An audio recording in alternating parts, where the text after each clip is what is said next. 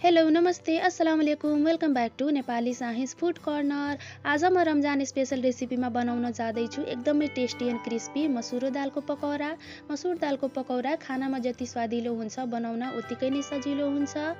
आज म मसुर दालको पकौडा इफ्तारीको लागि बनाउँदैछु। हजुरहरूले यो रेसिपी इभिनिङ स्न्याक्सको लागि, बच्चाहरूको टिफिनको लागि वा रेगुलर खानामा एज अ साइड डिस बनाएर इन्जोय गर्न सक्नुहुन्छ। यदि हजुरहरूले आजको रेसिपी राम्रो लाग्छ भने प्लिज भिडियोलाई लाइक गरी च्यानललाई सब्स्क्राइब गर्न नबिर्सिनुहोला। ल अब हामी एकदमै टेस्टी एन्ड क्रिस्पी मसुर दालको पकौडा बनाउने तर्फ लागौँ।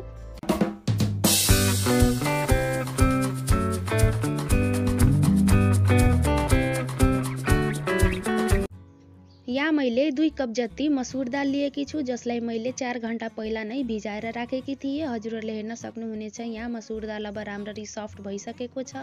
अब हामीले दाललाई 1-2 चोटि मजाले धुने।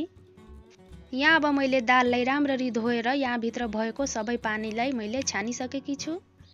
अब एउटा मिक्सीको जारमा आधी गर्दै हामीले दाललाई अलिकति मोटो हुने गरी पिसेर तयार पार्ने।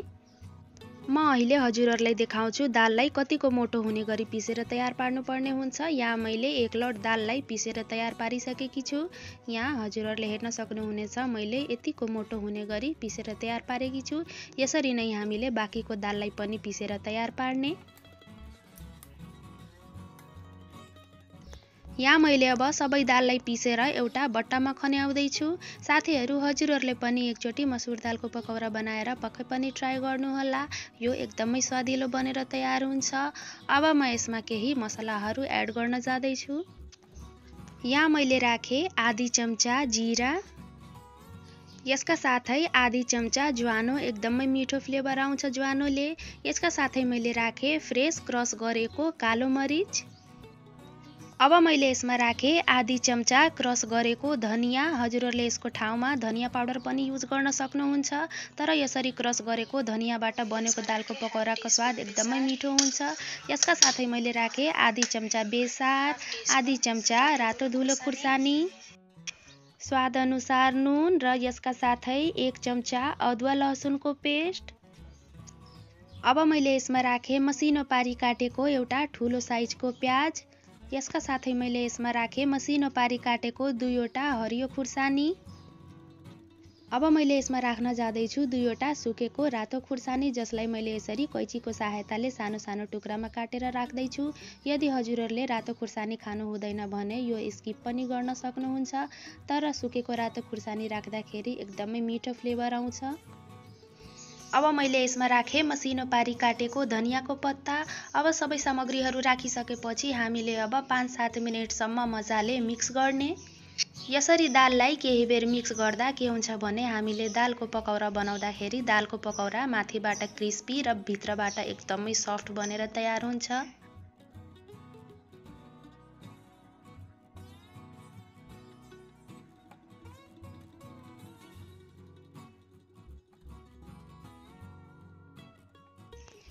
यहाँ मैले तेललाई मिडियम हिटमा तताइसकेकी छु। अब हामीले पकौडाको ब्याटर थोरै थोरै गर्दै कढाईमा जति एकचोटिमा अटाउँछ त्यतिकै नै राख्ने।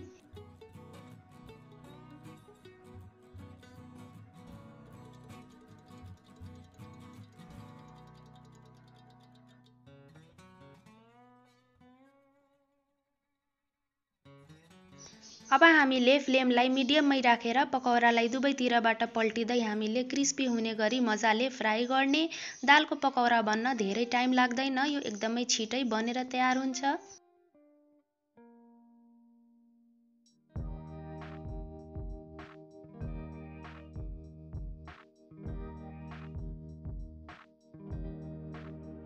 यहाँ अब हजुरहरूले हेर्न सक्नुहुनेछ हाम्रो एकदमै क्रिस्पी मसुर दालको पकौडा बनेर अब रेडी भइसकेको छ।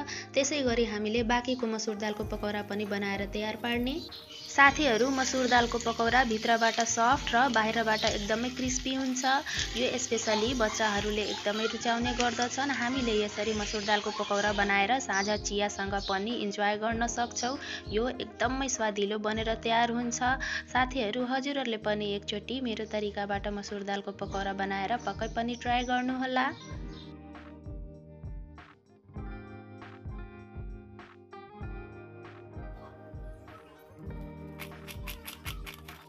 सो साथीहरू, हजुरहरूलाई आजको यो रेसिपी कस्तो लाग्यो मलाई कमेन्ट बक्समा पक्कै पनि भन्नुहोला। साथै भिडियोलाई लाइक गरी च्यानललाई सब्स्क्राइब गर्न नबिर्सिनुहोला। अब म हजुरहरूसँग एउटा नयाँ रेसिपीको साथ फेरि पनि भेट्ने नै छु। Till then take care, by.